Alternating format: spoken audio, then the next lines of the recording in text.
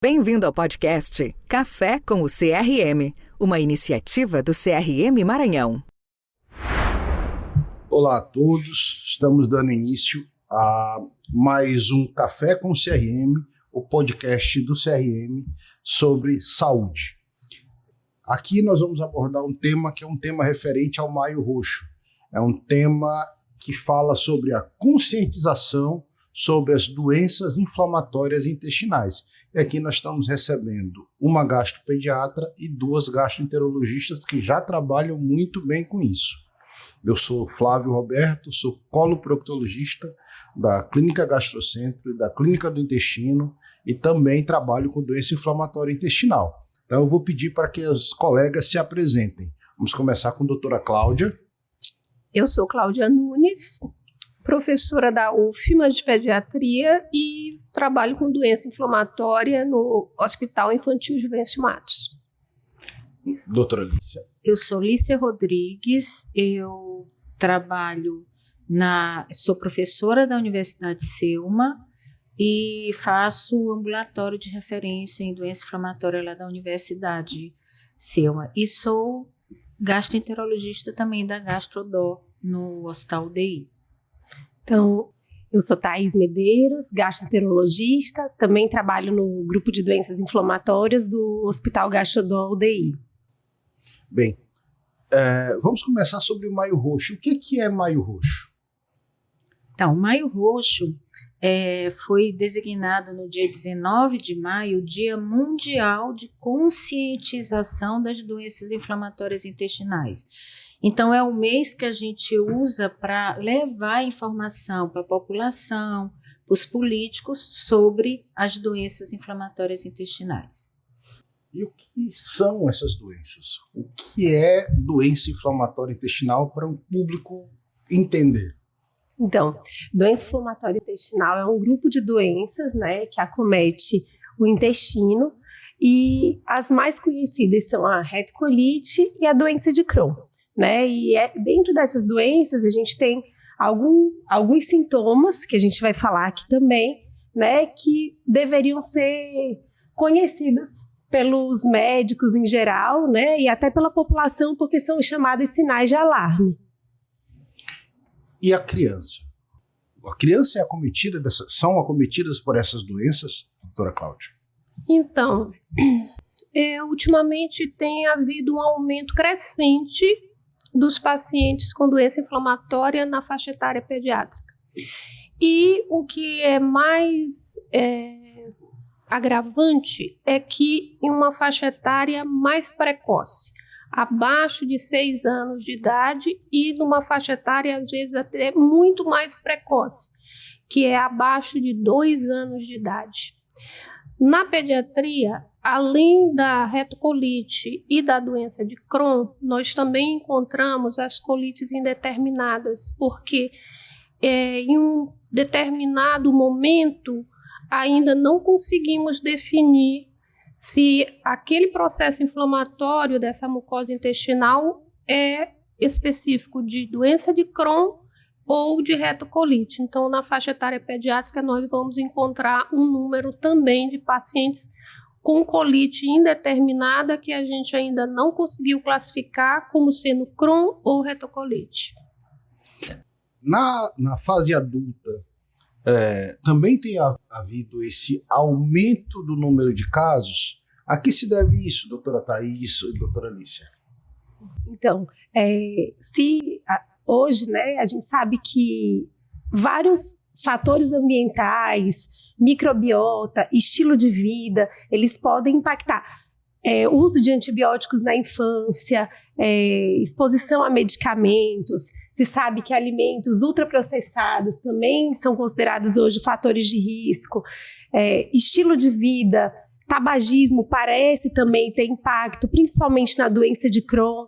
Né? Então, hoje a gente sabe que o estilo de vida e os hábitos dessa população, elas parecem ter, junto, claro, com uma predisposição genética, né, um impacto para o aparecimento e para o aumento da incidência dessas doenças, o que também hoje é conhecido.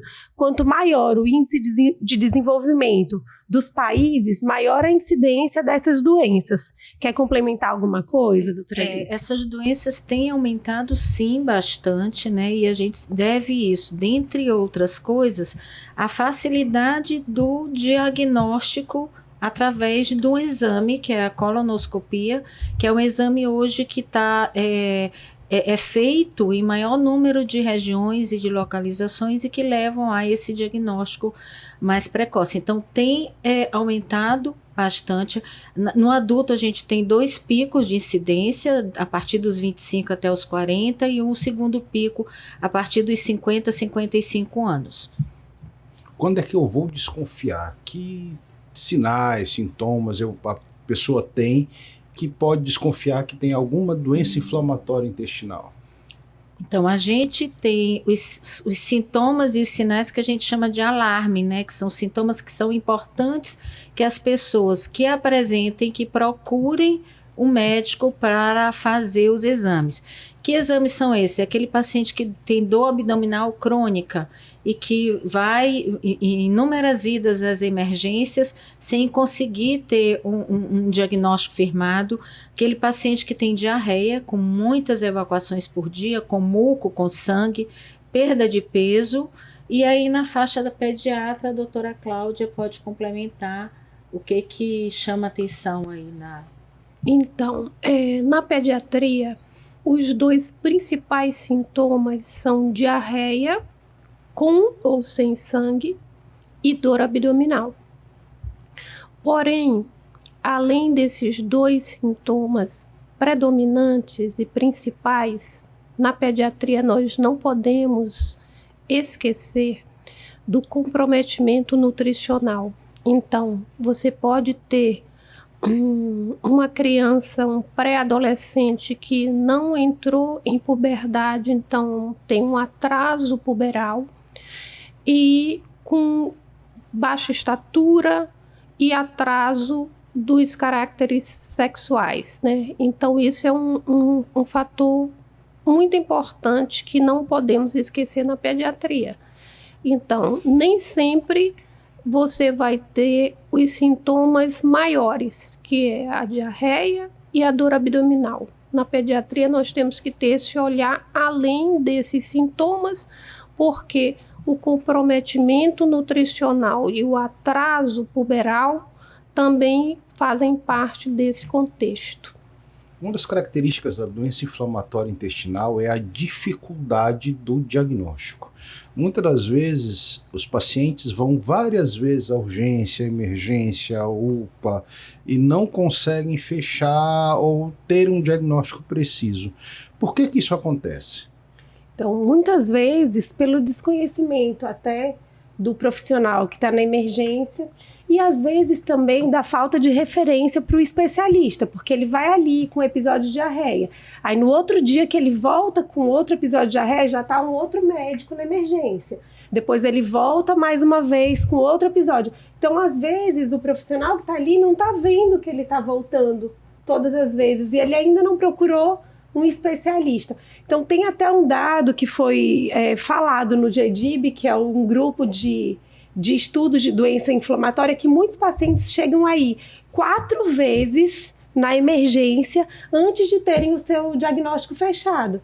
Então, não é que ele não procurou, às vezes ele faltou. Ali a gente sabe que a emergência muitas vezes é um lugar mais tumultuado, em que é difícil você fazer uma anamnese mais detalhada. Então, talvez, quando tiver essa red flag, né, esse sinal de alarme, o colega ali também pensar em encaminhar já numa primeira avaliação para um especialista, né, para que esse paciente seja examinado, avaliado de uma forma mais detalhada.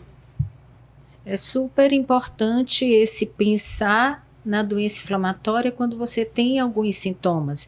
Então, esse pensar quando você tem dor, que é um sintoma muito comum, a diarreia é muito comum, e agora, então, na vigência dessas múltiplas viroses que tem, A maioria dos pacientes vão para as emergências achando que é uma virose, mas ele já teve outros episódios de igual sintoma e que não foi abordada adequadamente. A emergência não é o local para investigação, mas é o local para ser pensado e ser encaminhado para os ambulatórios de referência para a pesquisa da doença inflamatória. E na pediatria é mais complexo, né? Isso porque você vai ter uma faixa etária onde vai ter muitos episódios de diarreia aguda infecciosas que podem estar junto nesse contexto, né? Os sintomas semelhantes, diarreia com muco, sangue, febre, vômito é muito frequente na pediatria, nos diagnósticos das diarreias agudas infecciosas e das diarreias agudas prolongadas. E, além disso, mesmo aquele paciente que é encaminhado ao serviço de gastropediatria, nem sempre, inicialmente, nós poderemos fechar esse diagnóstico, porque dentro da pediatria, esse leque de diagnóstico diferencial é bem maior, porque nós poderemos fazer diagnóstico diferencial com as colites alérgicas, que também é muito frequente na pediatria.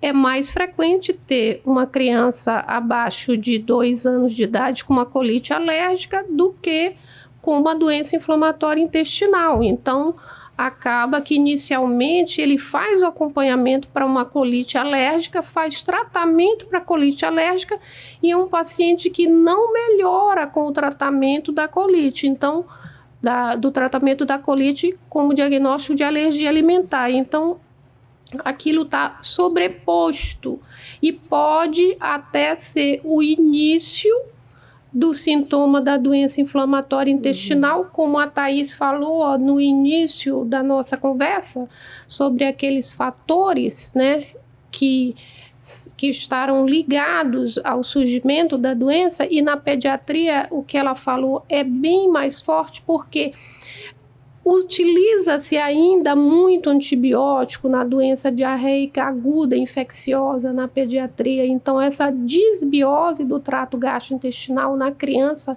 é muito frequente. E aquela criança que também não fez uso de aleitamento materno, que diminui um fator de proteção do trato gastrointestinal. E na pediatria, quando eu tenho essa doença inflamatória de início muito precoce, tem outros diagnósticos diferenciais que a gente também não pode esquecer, que é a associação com deficiências imunológicas ou alterações genéticas, né, monogênicas. Então, é um diagnóstico diferencial bem mais ampliado na pediatria. Daí que muitas crianças vão demorar muito mais tempo na pediatria para ter o diagnóstico etiológico, né, de uma doença inflamatória intestinal. E assim também como na pediatria, nem sempre o diagnóstico no adulto é fácil, né? Quando é o quadro clássico, é tranquilo, o paciente chega, você encontra ali todos os critérios e pronto, se fecha o diagnóstico. Mas muitas vezes é um quadro que ainda faltam alguns achados, que o paciente não tem o quadro clássico. Então, nem sempre esse diagnóstico chegou, fechou, né? Então, realmente, muitas vezes é preciso até um pouco de tempo para você poder fechar o diagnóstico. Não é uma doença fácil, né? Sem falar, aqui a gente pode citar também daqueles pacientes que abrem o quadro com uma manifestação fora do intestino. Então, eles abrem o quadro com uma dor articular, com uma lesão de pele, ou abrem o quadro com uma obstrução intestinal, que é uma complicação já da doença, sem ele ter previamente nenhuma suspeita, nenhuma hipótese de se tratar uma doença inflamatória. Então, ele abre, é o que a gente chama de modo atípico da doença. Ele abre sem ter dor, sem ter diarreia, sem ter aqueles sintomas clássicos que nos levam a pensar inicialmente na doença inflamatória intestinal. Hoje a gente está vivendo uma era de muito se falar de flora intestinal, a gente fala muito de flora, a importância da flora intestinal, o intestino como um segundo cérebro. Qual a real importância dos probióticos, dos prebióticos tão afamados nessa última década no tratamento ou até mesmo, como algumas pessoas chegam a alertar, de prevenção de doença inflamatória intestinal? Essa prevenção para doença inflamatória intestinal existe de fato? Bom, da parte da pediatria, eu só posso falar aquilo que é cientificamente comprovado. Então, os probióticos cientificamente comprovados são usados para tratamento de diarreia aguda infecciosa.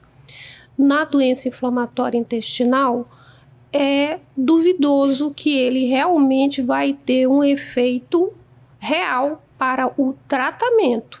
Eles são coadjuvantes no tratamento da doença inflamatória, porque pode haver uma melhora dessa flora intestinal. Porém, o que se precisa é estudo científico comprovando qual é o probiótico correto a ser utilizado e qual a dose e o tempo de uso correto para a doença inflamatória intestinal. Não se pode falar em prevenção, né? Eu acho que a gente não tem, vamos prevenir a doença inflamatória com o uso do probiótico. Como a doutora Cláudia falou, não tem uma evidência científica que eles vão melhorar e impedir que o paciente tenha, mas são utilizados naqueles pacientes que têm uma desbiose importante, eles servem como coadjuvante para melhorar a sintomatologia. E hoje, quando a gente fala também de microbiota, né, sem falar de probiótico, prebiótico, existe também uma importância de você cuidar da sua microbiota, não com o uso de probiótico, prebiótico, mas com atividade física regular, né, comer fruta, verdura, legumes, uma alimentação balanceada. Isso talvez, em termos de prevenção, seja algo até mais importante do que tomar um prebiótico, um probiótico. Na pediatria, então, o principal uso é o aleitamento materno, porque lá é que existem realmente todos os fatores protetores da flora gastrointestinal. Então, na pediatria, o parto normal e o aleitamento materno prolongado são os fatores protetores principais do trato gastrointestinal. Não é à toa que é uma doença de países com maior nível de industrialização. São países que abandonaram muito a questão do alimento mais natural, de uma alimentação mais saudável, de uma dieta fast food. Então é uma doença que é uma doença do estilo de vida, é uma doença da industrialização. Assim, como eu poderia diferenciar o que é as duas formas tradicionais da doença inflamatória intestinal? Como é que eu faço a diferença entre elas, entre o que é uma retocolite e o que é uma doença de Crohn, e qual a importância de fazer essa diferença? Tem importância para o meu paciente, para aquela pessoa que está nos ouvindo, saber que ele tem ou uma doença ou outra? O que muda na vida dele isso? Quer falar na pediatria? Acho que vocês... Posso começar? Então, primordiais. Na retocolite, né, a gente tem um acometimento mais de mucosa e de submucosa. E é uma doença mais ascendente. O que quer dizer isso, né? Quando você examina através de uma colonoscopia esse paciente, você vai ver que geralmente é uma doença que começa do reto e sobe para os colos. A doença de Crohn, não, ela é uma doença que a gente costuma dizer que é uma doença que ela salta a mucosa, né? Você tem acometimento desde a boca até o ânus, né? Você pode ter acometimento de qualquer parte do intestino e o acometimento dela é transmural, então não pega só mucosa, submucosa, mas pode pegar qualquer parte da parede desse intestino. E tem as manifestações extraintestinais, né? A doença de Crohn, por exemplo, você pode encontrar mais fístulas, né? Que você já não vê na retocolite. Você pode encontrar o aparecimento de abscessos de uma forma mais frequente. as duas doenças, elas têm muita semelhança, mas a doença de Crohn é uma doença que ela é mais agressiva. Que dizem que esse conceito é errado, né? De dizer que ela é mais agressiva, porque você pode encontrar hoje retocolite tão agressiva quanto, né? E tão refratária ao tratamento, mas clinicamente, às vezes, é o que a gente percebe, mas esse é um erro conceitual, eu nem posso falar isso aqui. Quer complementar alguma coisa? Essa diferença é importante até para a gente pensar no tratamento, né?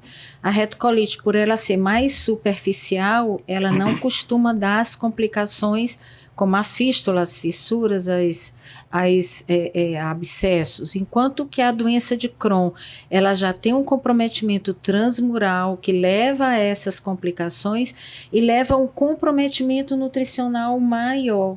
A absorção é menor, leva a esse quadro, principalmente quando o acometimento é numa faixa etária mais precoce, entendeu? Que leva a esse comprometimento mais intenso e com essas complicações que já foram citadas. Na pediatria, a apresentação da doença inflamatória é sempre mais grave do que no adulto. E o acometimento é maior, por incrível que pareça.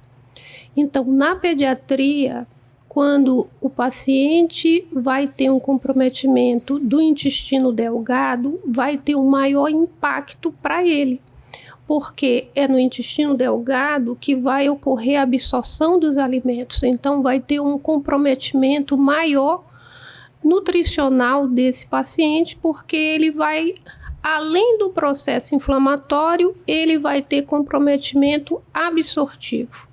E isso vai gerar uma série de deficiências nutricionais, de elementos, de oligoelementos, e de peso e de estatura. Lógico que a retocolite também, quando tem um processo inflamatório muito avançado, de maior intensidade, também vai levar a um comprometimento nutricional. Porém, o impacto maior é quando eu vou ter o comprometimento do intestino delgado. Então, na pediatria, se eu tenho um paciente com doença de Crohn com comprometimento do delgado, vai ter um impacto maior para mim poder recuperar esse paciente do ponto de vista nutricional. A importância da diferenciação entre uma doença e outra parte pelo potencial de complicação que uma doença tem. A doença de Crohn é muito maior do que a retocolite, com relação a fatores como fístula, fissura, abscessos, etc., como a doutora Thaís falou, e também com relação às opções terapêuticas que a gente tem, e que é um problema que a gente encontra com muita frequência. Pacientes em acompanhamento de uma doença, com doença de Crohn, usando uma medicação que não tem um efeito adequado, e aí eu retardo muito o tratamento de uma forma adequada e tenho mais complicações. E sempre que eu recebo muitos pacientes, eles me perguntam uma coisa assim: doença inflamatória intestinal tem cura? Então, a doença inflamatória intestinal não tem cura, mas tem controle. Então, por isso que é importante o diagnóstico precoce. E esse diagnóstico precoce é que vai nos levar a um tratamento precoce adequado. Então, toda doença inflamatória, seja a colite como Crohn, ela começa nos primeiros anos com uma atividade inflamatória maior. E é nessa fase que os medicamentos têm maior potencial de ação. Então, quanto mais precoce a gente faz o diagnóstico e inicia o tratamento adequado, a melhora do paciente, levando até a cicatrização da mucosa, que hoje é um dos nossos objetivos em relação ao tratamento, e o paciente tem melhor evolução, mas não cura. É um paciente que vai precisar fazer o uso da medicação contínua. E até é importante salientar isso, porque a gente vê com uma certa frequência no consultório, principalmente de adulto, talvez não na pediatria, né? Porque eles sentem que melhoraram muito, fazem uma colonoscopia, às vezes o aspecto da coluna tá normal, e aí eles falam: curei, vou poder parar a medicação? Vou parar a medicação. E aí, às vezes, para mesmo com essa orientação no consultório de que não tem cura, que não, mas assim, tô me sentindo bem, não sinto mais nada, fiz a coluna, não tenho mais nada, e aí a gente vê até, não com tanta frequência, mas eventualmente acontece, um paciente que abandona o tratamento, e aí às vezes com esse abandono perde resposta à medicação, volta às vezes no estado até mais grave do que o inicial, faz anticorpo, antidroga. Então assim, tudo isso é importante, essa conversa do consultório, que mesmo às vezes a gente tendo, né, às vezes o paciente se sente tão bem que ele larga. Então é importante isso, você não vai curar, mas o nosso objetivo é tentar controlar essa doença e te deixar bem. Então esse é o objetivo que todos nós aqui que fazemos doença inflamatória estamos atrás, né? E na pediatria existe um fator que dificulta mais, a gente tentar confirmar realmente o diagnóstico, porque nem tudo é claro na pediatria, do ponto de vista de endoscopia, colono, biópsia. Então, tem alguns casos que o diagnóstico não fica totalmente esclarecido. Então, você precisa de mais tempo para poder esclarecer melhor o diagnóstico e dar essa informação, essa resposta para a família. Por quê? A partir do momento que eu fecho esse diagnóstico numa criança com uma idade muito precoce e ter que dizer para essa família que o paciente é portador de uma doença que não tem cura, mas tem tratamento, é mais difícil a aceitação e o entendimento disso. Uma outra coisa que serve de alerta também na pediatria, como a gente tem conversado, e Lícia acabou de falar, né, da gravidade, que é o início da doença mais grave na criança e o tempo maior de demora para o diagnóstico, que quanto maior o tempo de doença e demora mais iniciar o tratamento, pior a evolução desse paciente. E nós, na pediatria, com esse grau de complexidade, dificuldade de dar o diagnóstico, nós também temos um menor arsenal terapêutico para o tratamento desses pacientes. E muitas dessas crianças, infelizmente, pela faixa etária, ainda vão ter que usar corticoide por um período prolongado até entrar em remissão. E o corticoide, às vezes, para algumas famílias que têm um menor entendimento, menor adesão, quando há uma melhora e eles têm um distanciamento do ambulatório, eles começam a fazer automedicação, que é mais preocupante ainda, porque eles começam a os pais usarem o corticoide na criança, porque melhora a clínica, e vão ficar usando por períodos prolongados e acabam prejudicando também a parte nutricional e do crescimento ósseo dessa criança. Tem uma coisa importante, quando a gente é estudante de medicina, a gente aprende, a clínica é soberana. Quando a gente estuda doença inflamatória intestinal, a gente vê que isso nem sempre é verdade. Porque é muito comum a gente ver um paciente que iniciou um tratamento com medicação X, Y, Z e melhora e ele acha que está bem. E a gente vai fazer um exame de controle e ele continua com o processo inflamatório ativo.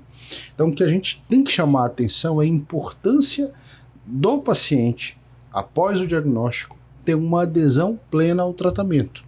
Porque essa adesão não vai só melhorar clinicamente. A doutora Lícia falou que um dos objetivos nossos é que a mucosa intestinal esteja cicatrizada. Então, essa desinflamação efetiva da mucosa intestinal é que vai diminuir a chance de complicação.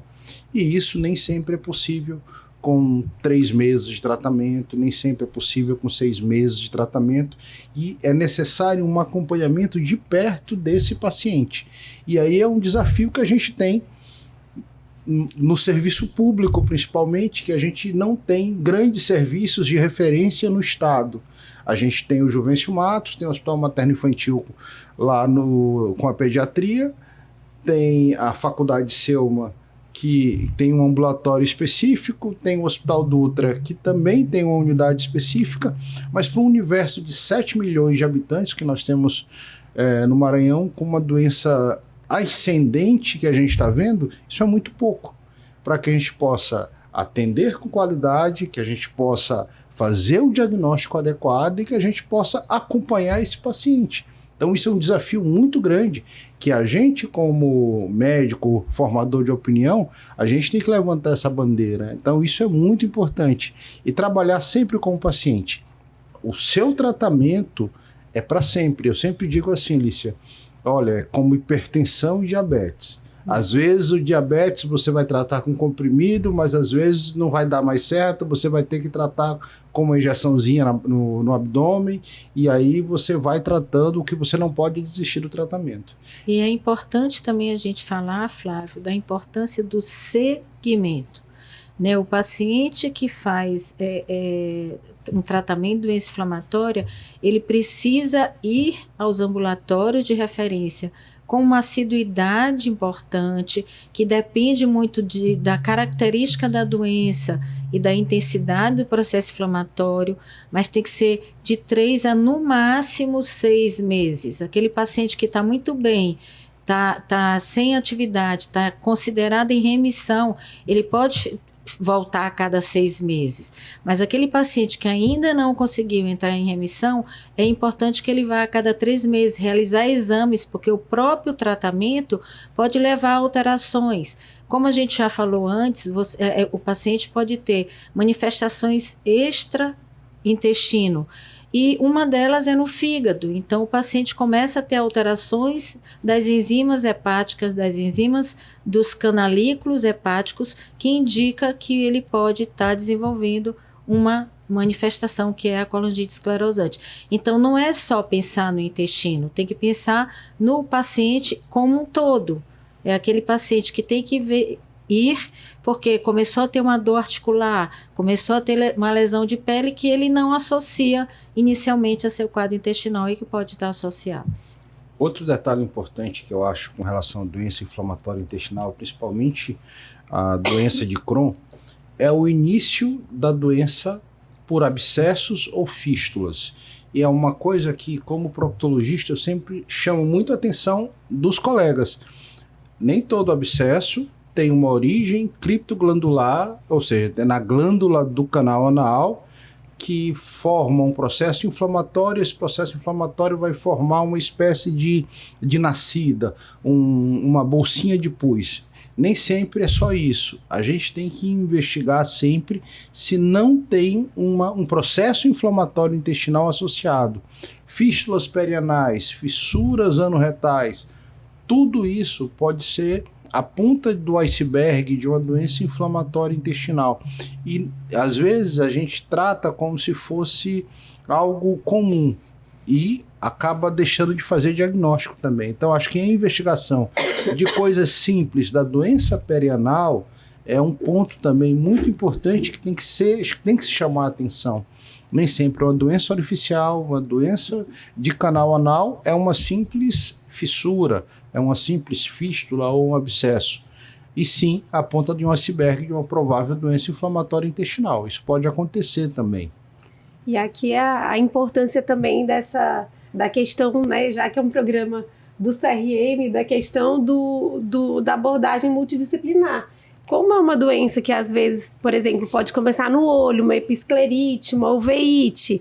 Então, lembrar que aquilo ali pode ter uma relação com uma doença inflamatória. Então, às vezes, né, questionar esse doente ou mesmo encaminhar para um gastro para fazer um screening, né?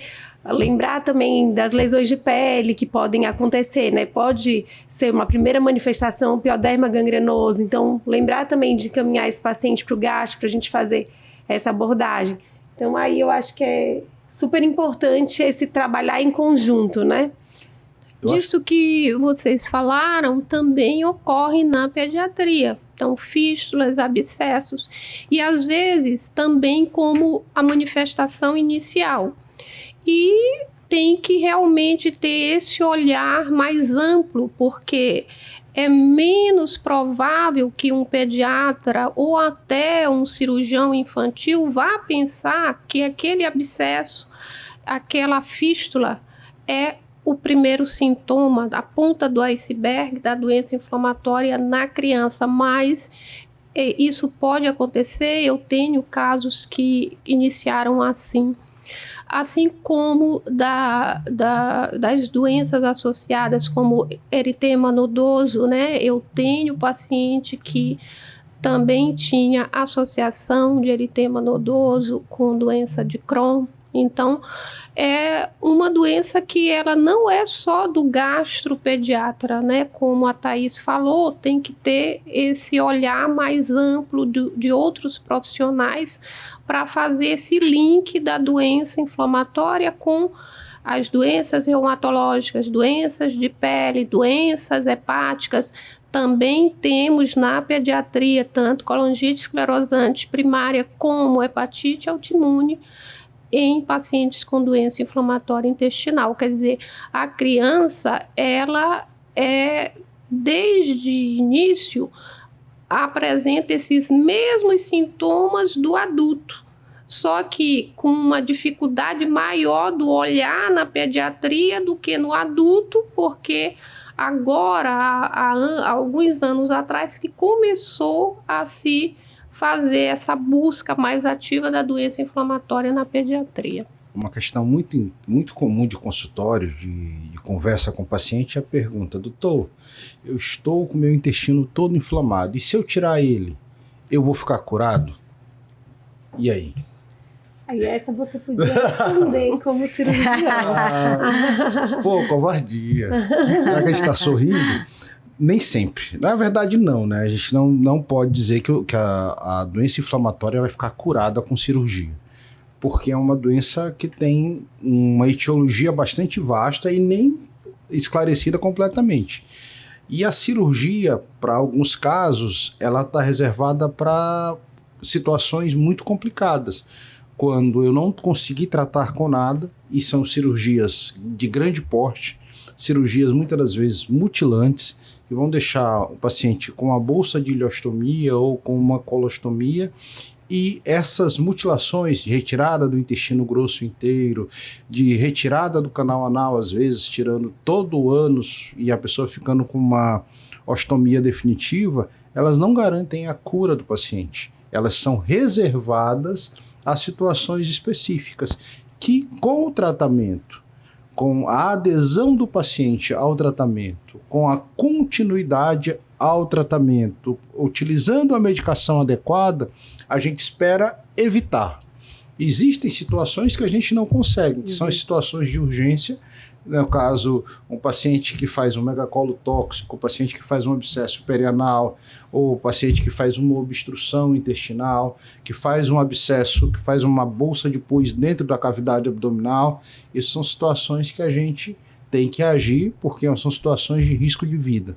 Mas tentar evitar os procedimentos maiores na doença inflamatória intestinal é um fator importante. Primeiro, porque a gente vai reduzir as mutilações, a gente vai reduzir o risco cirúrgico daquele paciente, porque são cirurgias longas, cirurgias de grande porte, cirurgias demoradas e complexas. E ao fim disso tudo, a gente não pode dizer você está curado da doença inflamatória intestinal. Então, hoje a gente diz que com o advento dos novos medicamentos, né, que é a terapia biológica, realmente mudou a história das doenças inflamatórias intestinais, tanto da retocolite quanto da doença de Crohn. Mas, assim, é super importante essa associação do clínico com o cirurgião, porque tem situações que realmente precisa da abordagem e da visão do cirurgião. O clínico é sempre assim, o cirurgião quer levar mais para o lado dele e o clínico às vezes segura demais e o paciente perde o time para ter essa abordagem e esse tratamento melhor. Mas hoje eu digo que o tratamento clínico ganhou muito, né? Conseguiu tirar muito essas cirurgias, essas complicações cirúrgicas com o advento da terapia biológica. Eu ouvi recentemente no Congresso da Argentina, no PANCO, duas frases muito engraçadas. O coloproctologista que trabalha com doença inflamatória intestinal é o mais clínico dos cirurgiões. E a segunda, em situação de urgência, salve o paciente e não o colo. É verdade.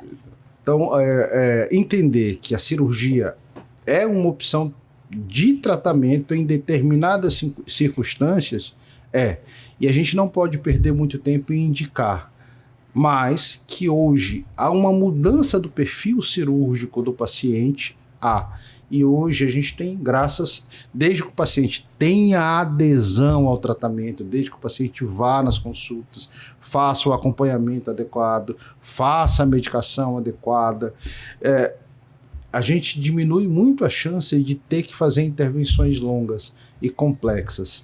Então, isso para a gente é muito importante, porque isso vai afetar a qualidade de vida do paciente, vai afetar a longevidade do paciente, e o que a gente trabalha, quando se trabalha com doença inflamatória, é com o objetivo final, de melhorar a qualidade de vida. Como tudo na medicina, o objetivo do médico é melhorar a qualidade de vida daquela pessoa que nos procura.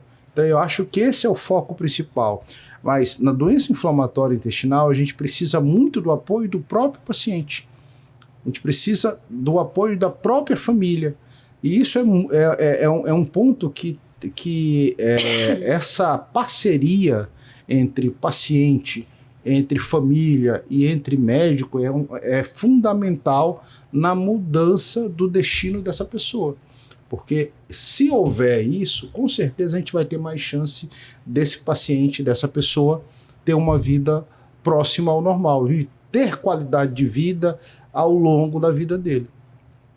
Um outro aspecto que é muito complicado, que eu vejo, Cláudia, é a transição. Quando é que tu vai entregar, quando o paciente olha para essa cara, esse rosto amável, essa voz meiga, mansa, acostumado num consultório mais lúdico, que é um consultório de pediatria, e ele deixa de ser acompanhado pelo pediatra e passa a ser acompanhado por um consultório mais adulto, entre aspas, mais frio, entre aspas, mais formal. Então, como é que você vê isso e como a gente pode trabalhar essa questão para a gente poder, nós que trabalhamos com adulto, receber esses pacientes pediátricos com mais humanidade? Bom, é assim. Eu tenho que falar primeiro daquilo que o que as sociedades médicas recomendam. Depois eu falo da minha opinião.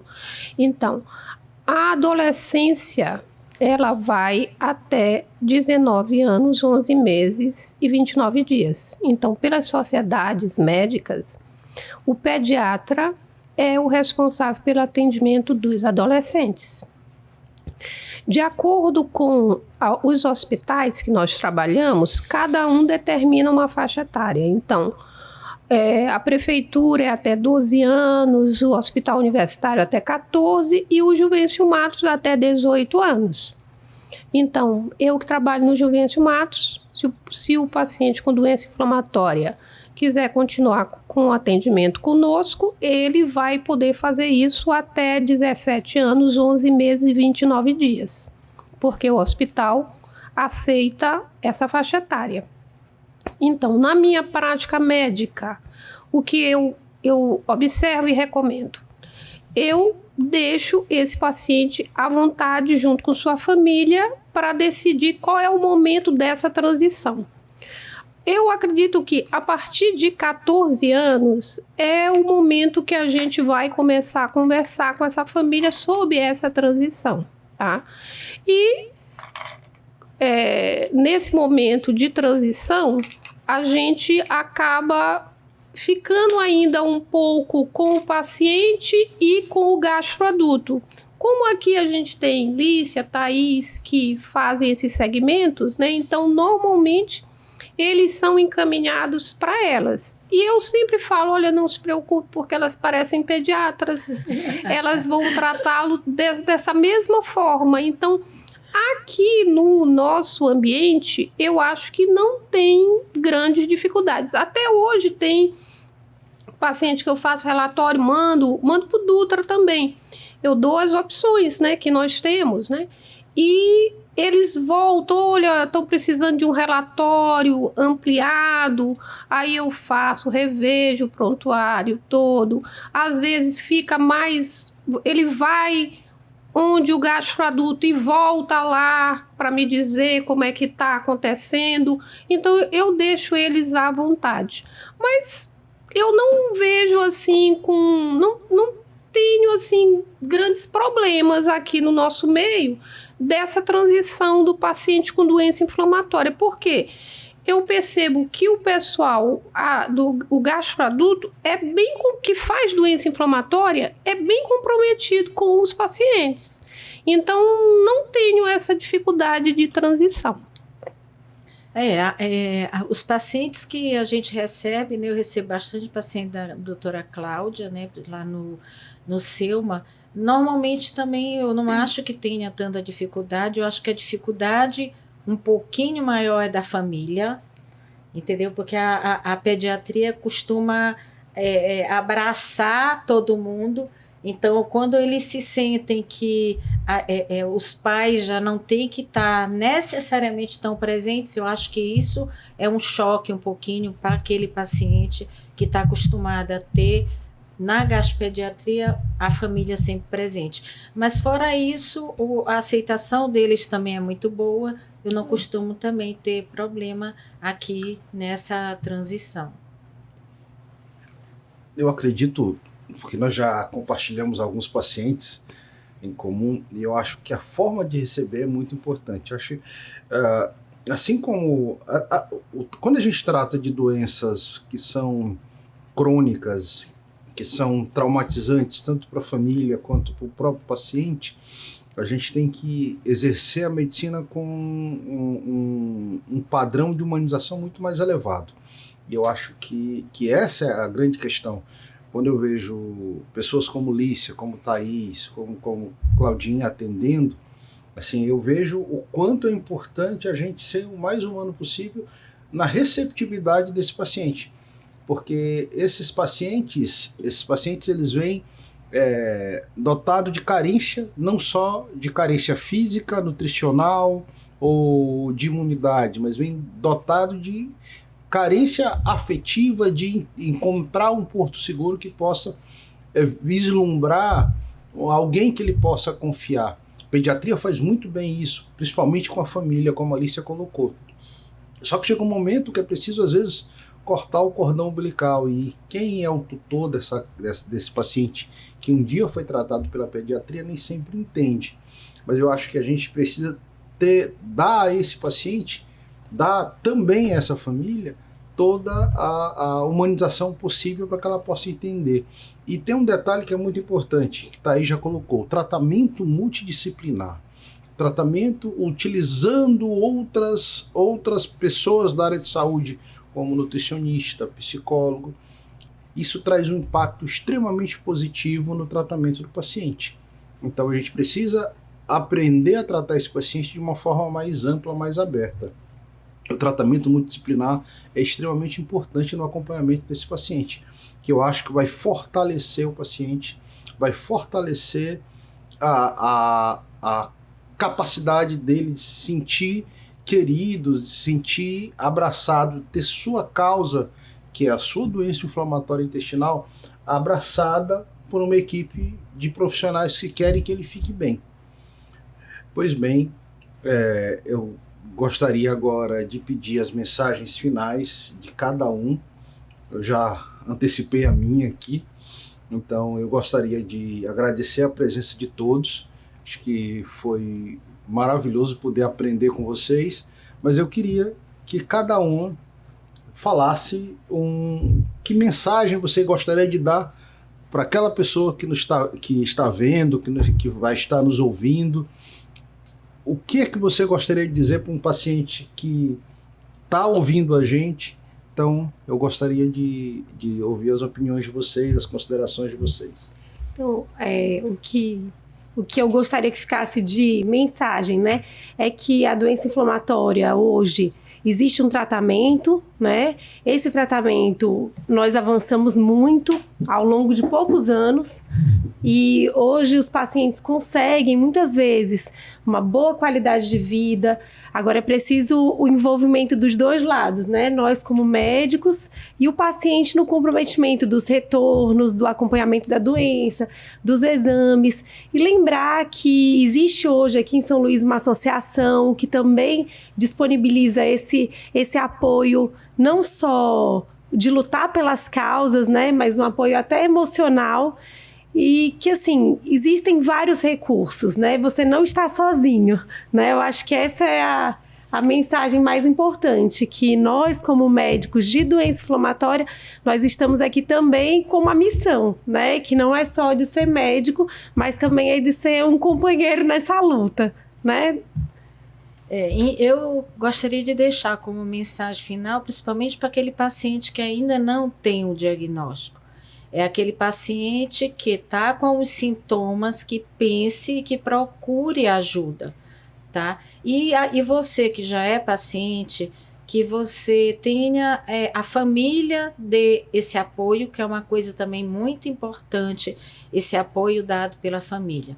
Hoje você já tem como ter acesso, a gente tem a Organização Brasileira de Cronicolite, que é o GDIV, que tem muita informação, assim como a ABCD, também, que são instituições que têm muita informação sobre a doença e que facilitam esse acesso dos pacientes que queiram chegar até os próprios ambulatórios de referência e os médicos referenciados para tratar essa doença. É sempre um prazer estar junto com o grupo de adulto, né, que trabalha com doença inflamatória, e que eu tenho um aprendizado muito grande, porque apesar da doença inflamatória começar muito na pediatria, mas a maior prática e experiência é dos adultos, né? Tanto é que o arsenal terapêutico maior está nos colegas que trabalham com a doença inflamatória no adulto. E a minha mensagem é para os colegas e também para os pacientes.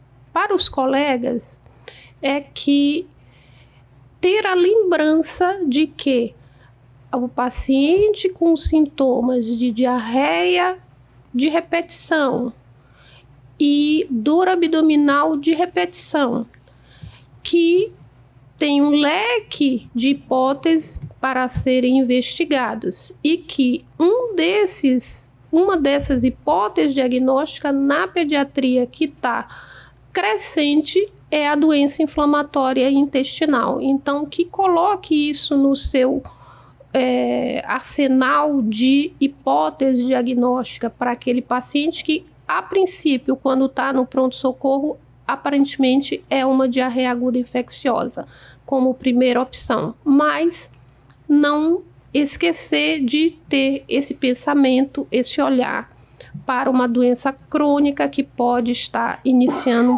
de uma forma aguda naquele momento e que a doença inflamatória ocorre na pediatria. Isso é uma lembrança. E para os pacientes, para os familiares dos pacientes, para os pais e mães desses pacientes, que busquem informações, que busquem profissionais.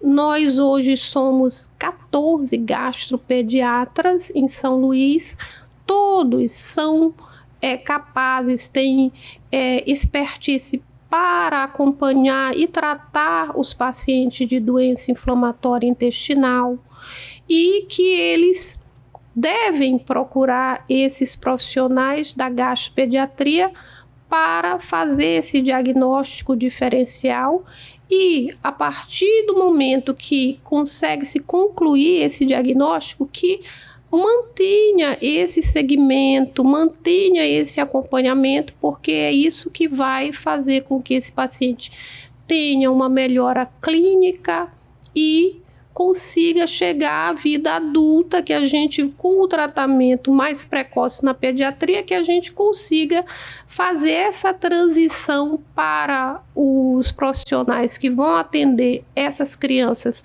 quando adolescentes e adultos, que elas tenham qualidade de vida na vida adulta. Então, para isso, nós precisamos dar um diagnóstico mais precoce, mais rápido. Nós precisamos iniciar o tratamento mais precoce e precisamos que esses familiares acompanhem melhor, façam o melhor segmento possível para que futuramente, na vida adulta, eles tenham qualidade de vida. Gente, obrigado. Foi um prazer aprender com vocês e até o próximo Café com CRM. Café com o CRM Maranhão. Seja bem-vindo ao podcast dos médicos e médicas maranhenses.